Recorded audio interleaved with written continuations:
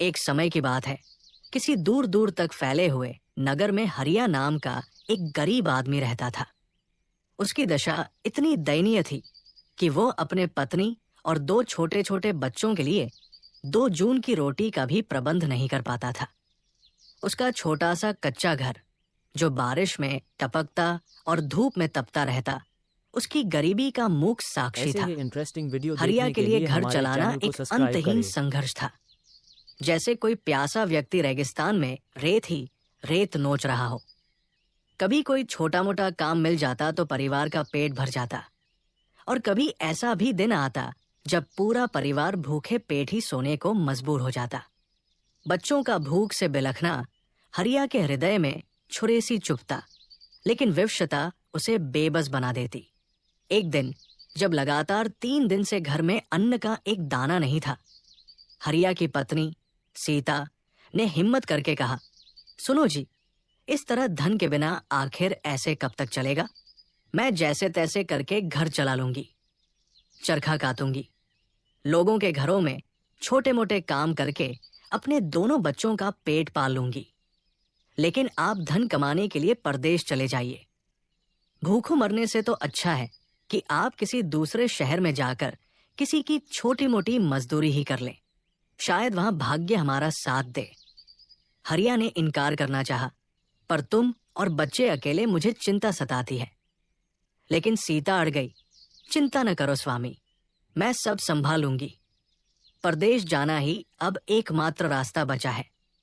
पत्नी के बार बार आग्रह और परिवार की विवशता के आगे हरिया की सभी आपत्तियां धरी की धरी रह गई। आखिरकार एक सुबह अपने थोड़े से सामान को एक पोटली में बांधकर हरिया धन कमाने के लिए घर से निकल पड़ा। उसके कदम भारी थे और आंखें नम, लेकिन भविष्य की एक झलक मात्र आशा ने उसे आगे बढ़ने का साहस दिया। वो जंगलों और पहाड़ियों के रास्ते से होता हुआ परदेश की ओर रवाना हुआ।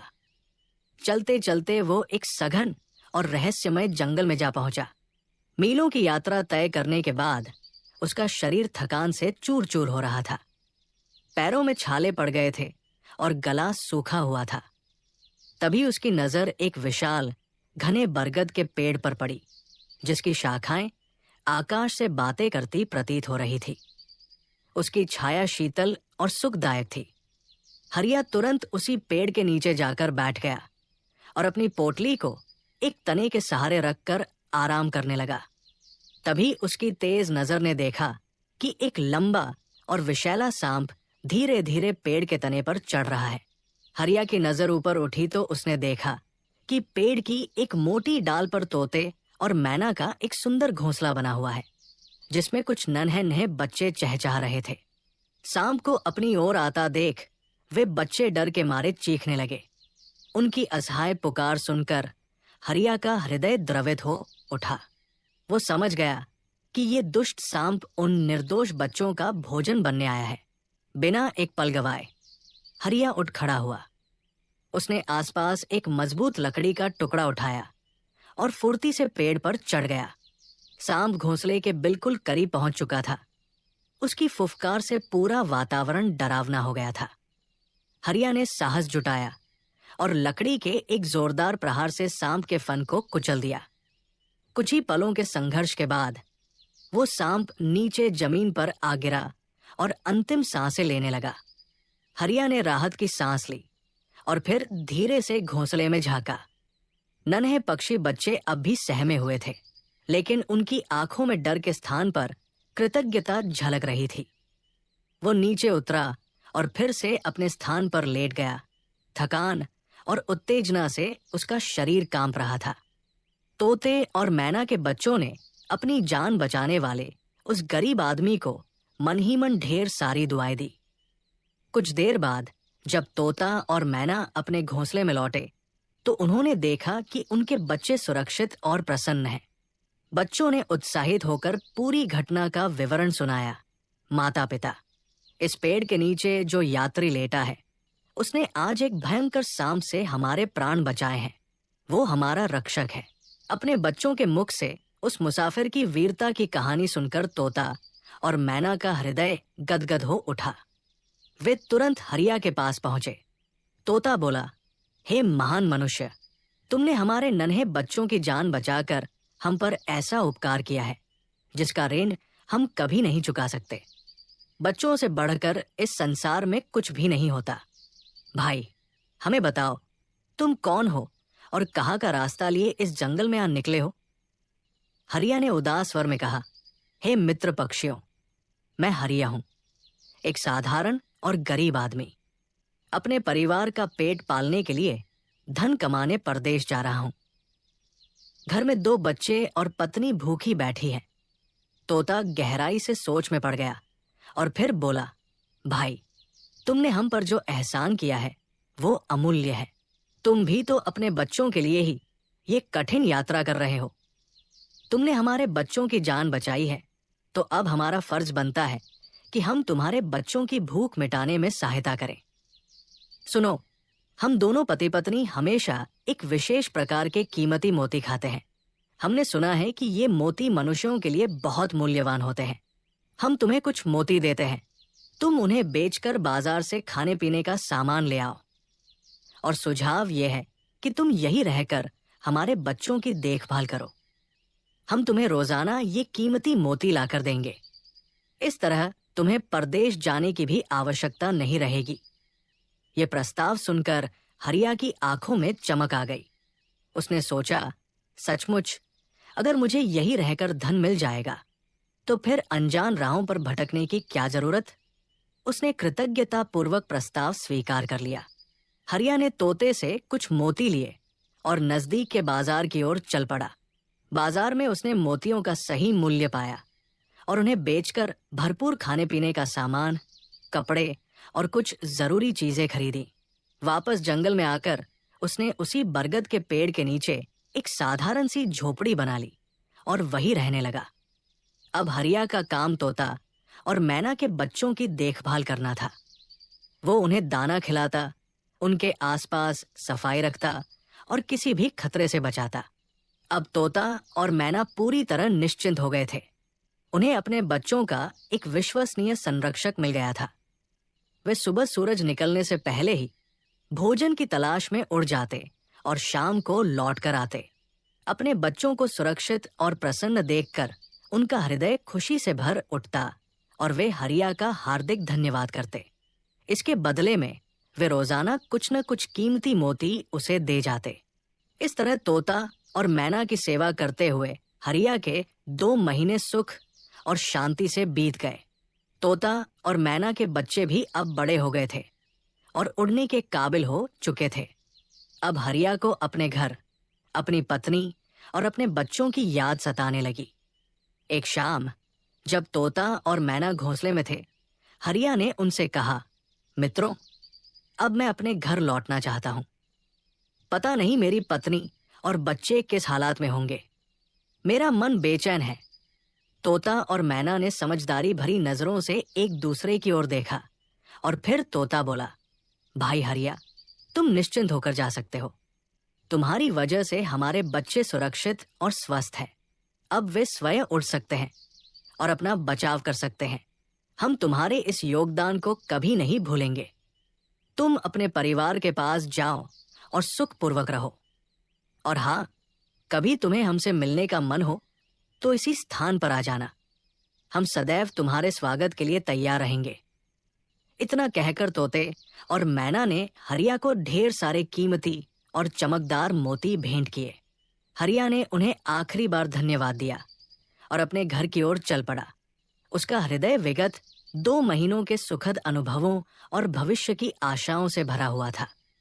जब हरिया अपने घर पहुंचा तो उसकी पत्नी सीता और बच्चे उसे देखकर चकित रह गए। वो अब वही गरीब और दुबला-पतला हरिया नहीं रहा था। उसके चेहरे पर चमक और कपड़ों में साफ सफाई थी। जब उसने अपनी पत्नी को वे कीमती मोती दिखाए तो सीता की आंखें खुशी से चमक उठीं। उसने पूछा, स्वामी, ये सब क्या है? ये कीमती मोती तुम कहां से लाए हो? हरिया ने गर्व से कहा, ये सब उन 2 स्वर्गीय पक्षियों, एक तोते और एक मैना की कृपा है। मैं पिछले 2 महीनों से उनकी और उनके बच्चों की सेवा कर रहा था। उन्होंने मेरे इस सेवा भाव के बदले ये कीमती मोती मुझे दिए हैं। ये मोती बहुत मूल्यवान है। इन्हें बेचकर हम एक बड़ा और पक्का घर बनवाएंगे, अपने बच्चों को अच्छे वस्त्र दिलाएंगे और तुम्हारे लिए सोने चांदी के गहने खरीदेंगे। अब हमारे दिन बदल जाएंगे। हरिया ने कुछ मोतियों को बेचकर बाजार से घर का जरूरी सामान खरीदा और जल्द ही एक सुंदर और मजबूत घर का निर्माण शुरू करवा दिया। कुछ ही महीनों में उनका नया घर तैयार हो गया और वे सभी आराम और सुख की जिंदगी जीने लगे। गरीबी का अंधेरा अब उनके जीवन से दूर हो चुका था। उसी नगर के राजा प्रताप सिन्हा एक अजीब और असाध्य रोग से पीड़ित हो गए। उनका स्वास्थ्य दिन ब दिन बिगड़ता जा रहा था। राज्य में और दूर दूर से बड़े बड़े वैद्य और हकीम राजा का इलाज करने आए। उन्होंने तरह तरह की जड़ी बूटियों और उपचारों का प्रयोग किया, लेकिन राजा के स्वास्थ्य में कोई सुधार नहीं हुआ।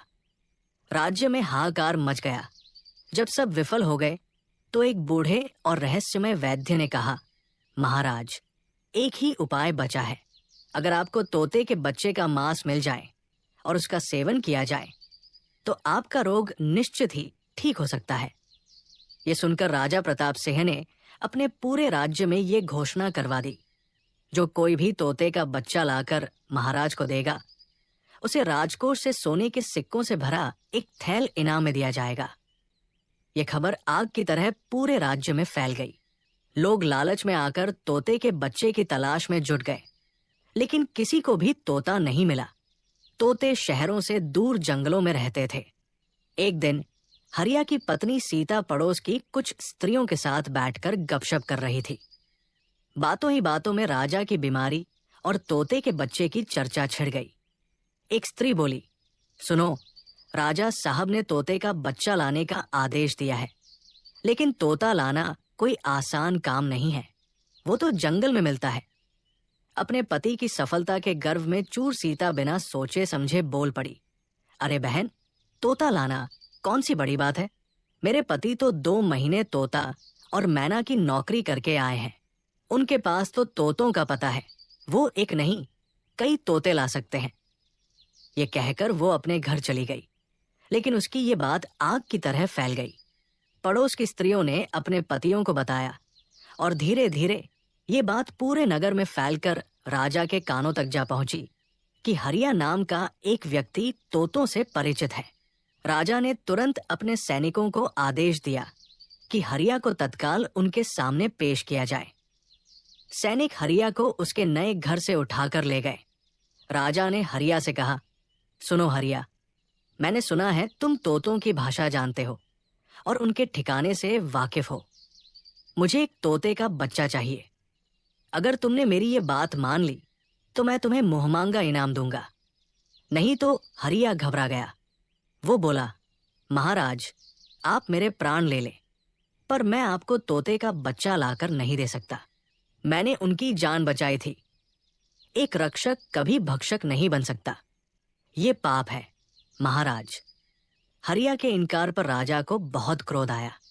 वो गरजते हुए बोले, अगर तुमने हमारी बात नहीं मानी और तोते का बच्चा लाकर नहीं दिया तो हम न सिर्फ तुम्हें बल्कि तुम्हारी पत्नी और बच्चों को भी मरवा देंगे। अब चुनाव तुम्हारा है। राजा की बात सुनकर हरिया का सिर शर्म से झुक गया। वो लाचार और टूटा हुआ घर लौटा। उसने अपनी पत्नी को कठोर शब्दों में डांटा, तुमने ये क्या कर डाला? तुम्हें बिल्कुल भी अक्ल नहीं है। हम क्या करते हैं, कहाँ जाते हैं, ये बातें दुनिया को बताने से क्या मिलता है? तुम्हारी इस गप ने हमारे पूरे परिवार को मौत के मुंह में डाल दिया है। जिन तोता और मैना ने हमें ये घर, ये जीवन दिया, मैं उनके साथ ऐसी गद्दारी कैसे कर सकता हूं?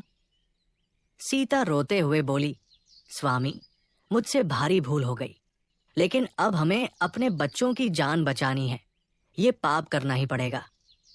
हरिया मन ही मन टूटा हुआ था, लेकिन परिवार की सुरक्षा के लिए वो लाचार होकर एक बार फिर उस जंगल की ओर चल पड़ा। जब तोता, मैना और उनके बच्चों ने हरिया को देखा तो वे बहुत खुश हुए और उसके चारों ओर मंडराने लगे। लेकिन हरिया का चेहरा उदास देखकर उनकी खुशी गायब हो गई। हरिया ने आंखें नीची करके सारी स्थिति स्पष्ट कर दी। आखिर में उसने विनती की, मैं जानता हूं कि ये अनुरोध बहुत घृणित है, लेकिन मेरे पास कोई चारा नहीं है। मेरे बच्चों की जान खतरे में है। क्या तुम में से कोई एक? ये सुनकर तोता और मैना स्तब्ध रह गए। फिर उन्होंने अपने बच्चों को इकट्ठा किया और कहा, बच्चों, तुम सबने सुना, ये आदमी आज बहुत बड़ी मुसीबत में है। उसने कभी हमारी जान बचाई थी। आज हम में से कोई एक उसकी और उसके परिवार की जान बचा सकता है, लेकिन याद रखना, जो भी इसके साथ जाएगा वो कभी लौटकर नहीं आएगा। एक पल की सन्नाटे भरी खामोशी के बाद सबसे छोटा तोता आगे आया और बोला, माता पिता, इस आदमी ने हमारी जान बचाई थी। आज अगर हमारे बलिदान से इसके परिवार की जान बच सकती है तो ये हमारा सौभाग्य होगा। मैं इसके साथ चलता हूं। तोता और मैना का हृदय गर्व और दुख से भर उठा। उन्होंने हरिया की ओर देखा और सिर हिला दिया। हरिया की आंखों से आंसू बह निकले। उसने उस नन्हे बहादुर तोते के बच्चे को अपने हाथों में उठाया और बिना पीछे मुड़कर देखे वहां से चल पड़ा। हरिया ने तोते के बच्चे को राजा के सामने पेश किया। राजा बहुत प्रसन्न हुआ और उसने तुरंत अपने नौकर को आदेश दिया, इस तोते के बच्चे को एक सुंदर पिंजरे में बंद कर दो। कल सुबह हम इसका मांस पकाएंगे और खाएंगे। राजा प्रताप सिंह का एक बेटा था, राजकुमार विक्रम। वो बहुत दयालु और पशु पक्षियों से प्रेम करने वाला युवक था। उसे इस बात का पता नहीं था कि ये तोता उसके पिता के भोजन के लिए लाया गया है। अगली सुबह जब उसने पिंजरे में बंद उस सुंदर और मासूम तोते के बच्चे को देखा तो उसका हृदय द्रवित हो उठा। वो उसके साथ खेलने लगा। अचानक पिंजरे की कुंडी अनजाने में खुल गई और तोता आजाद होकर तेजी से आकाश में उड़ गया। जब राजा को यह पता चला तो उन्हें भयंकर क्रोध आया। उन्होंने राजकुमार विक्रम को बुलाया और गुस्से में चिल्लाए, अविचारी, तुमने जानबूझकर मेरे प्राणों का शत्रु छोड़ दिया। तुम्हारी इस हरकत ने मेरी मृत्यु को निमंत्रण दे दिया है। राजकुमार ने डरते हुए कहा, पिताजी, मैंने जानबूझकर ऐसा नहीं किया। वो अनजाने में उड़ गया। क्रोध में अंधे हुए राजा ने कहा, मैं तुम्हें इस राज्य से निकाल देता हूं। जाओ और कभी मेरे सामने मत आना। राजा के आदेश पर सैनिकों ने राजकुमार विक्रम को नगर की सीमा से बाहर निकाल दिया। वो अब एक साधारण यात्री बनकर रह गया था। उधर वो तोता सीधे उड़कर अपने माता पिता के पास पहुंचा और सारी कहानी सुनाई। माता पिता, राजा के बेटे ने अनजाने में मुझे आजाद कर दिया, लेकिन इसकी सजा उसे नगर से निकाले जाने के रूप में मिली। तोता बोला, बेटा, तुम्हें तो उसने बचा लिया, लेकिन वो स्वयं संकट में पड़ गया है। अब उसकी जिम्मेदारी तुम पर है। तुम जाओ और उसकी सहायता करो। तोते का बच्चा तुरंत राजकुमार विक्रम की खोज में निकल पड़ा और जल्द ही उसे एक नदी के किनारे उदास बैठे पाया। राजकुमार ने उसे देखते ही पहचान लिया और बोला, अरे, तुम तो वही तोता हो। तुम्हें आजाद करने के बाद मेरे पिता ने मुझे नगर से निकाल दिया है। अब मैं कहाँ जाऊं? क्या करूं? तोता बोला, मित्र, तुम चिंता मत करो। तुमने मेरी जान बचाई है। अब मैं तुम्हारा साथ नहीं छोड़ूंगा। मैं तुम्हारा मार्गदर्शक और मित्र बनता हूं। यह सुनकर राजकुमार का हृदय हल्का हो गया। अब उसे एक साथी मिल गया था। चलते चलते वे दोनों एक पड़ोसी राज्य के सुंदर बगीचे में जा पहुंचे। संयोग से उस राज्य की राजकुमारी रूपमती भी अपनी सखियों के साथ उसी बगीचे में सैर करने आई हुई थी। रूपमती अत्यंत सुंदर और मनमोहक थी। राजकुमार विक्रम उसे देखते ही मोहित हो गया। तोते ने उनके बीच संदेशवाहक का काम किया। उसने राजकुमार का रुमाल राजकुमारी के पास पहुंचाया और उसकी चुनरी ले आया। फिर उसने पत्रों का आदान प्रदान करवाया। आखिरकार दोनों की मुलाकात बगीचे में हुई और प्रेम परवान चढ़ा। राजकुमारी जानती थी कि उसके पिता कभी एक निर्वासित राजकुमार से उसका विवाह स्वीकार नहीं करेंगे। इसलिए उसने स्वयं ही निर्णय लिया और एक रात राजकुमार विक्रम के साथ भाग गई। वे दूर एक घने जंगल में पहुंचे और वहां घास फूस की एक कुटिया बनाकर सादगी से विवाह कर लिया। तोता भी उनके साथ ही रहता था और उनके नन्हे से परिवार का एक अभिन्न अंग बन गया। कुछ समय बाद एक दुर्घटना में कुटिया में आग लग गई। आग बुझाने की कोशिश में तोते का एक पंख जल गया और वो उड़ने में असमर्थ हो गया। तोते ने राजकुमार से कहा, मित्र, अब तुम्हें अपने घर लौट जाना चाहिए। इतने समय में तुम्हारे पिता का क्रोध शांत हो गया होगा। वो तुम्हें और तुम्हारी पत्नी को देखकर प्रसन्न हो जाएंगे। मैं कुछ दिन यही रहकर अपने पंख को फिर से उगने दूंगा, फिर अवश्य मिलूंगा। राजकुमार और रूपमती ने तोते से विदा ली और अपने राज्य की ओर चल पड़े। रास्ते में एक विशाल नदी पड़ी। वे एक नाव पर सवार हुए, लेकिन नदी के बीचों बीच नाव एक तूफान में फंस गई और दुर्घटनाग्रस्त हो गई। राजकुमार और राजकुमारी पानी में बह गए। पानी के तेज बहाव ने उन्हें अलग अलग दिशाओं में बहा दिया। राजकुमार विक्रम तो किसी तरह किनारे लग गया, लेकिन राजकुमारी रूपमती बहती हुई किसी दूसरे ही राज्य के बगीचे में जा पहुंची, जहां उसे बेहोश पड़ा एक माली ने देखा। वो माली उस राज्य के राजा को खबर देने पहुंचा। वहां का राजा, राजा भोज, जब सुंदर और बेहोश रूपमती को देखा तो वो उस पर मोहित हो गया। उसने उसे अपने महल में ले जाकर उचित इलाज करवाया। जब रूपमती होश में आई तो राजा भोज ने उससे विवाह का प्रस्ताव रखा। रूपमती बहुत चतुर थी। उसने तुरंत इनकार नहीं किया, बल्कि समय बिताने की रणनीति अपनाई। उसने कहा, महाराज, मुझे कुछ दिन का समय दीजिए।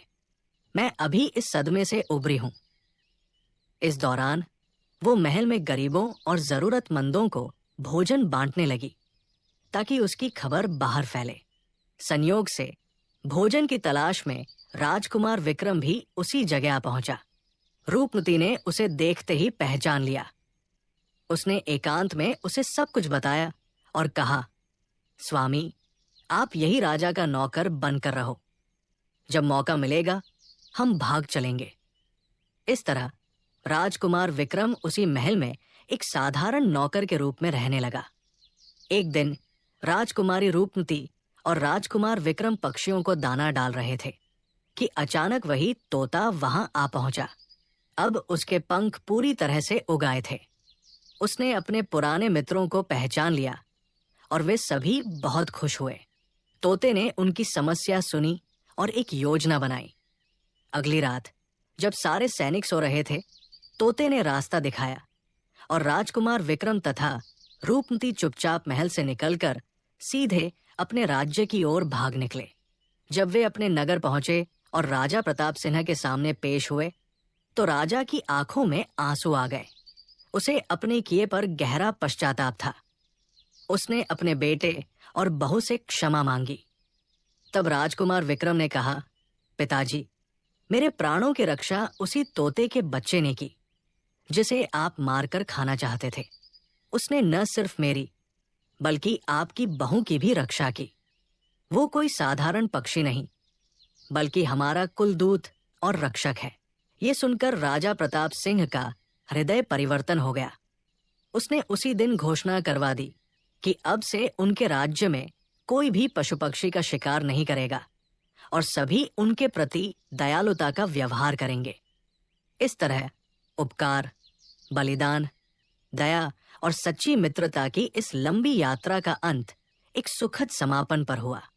राजा प्रताप सिंह, राजकुमार विक्रम और राजकुमारी रूपमती सभी सुखपूर्वक रहने लगे और हरिया का परिवार भी समृद्धि और शांति से जीवन व्यतीत करने लगा। तोता और उसका परिवार भी हमेशा के लिए उनके हृदय में बस गया।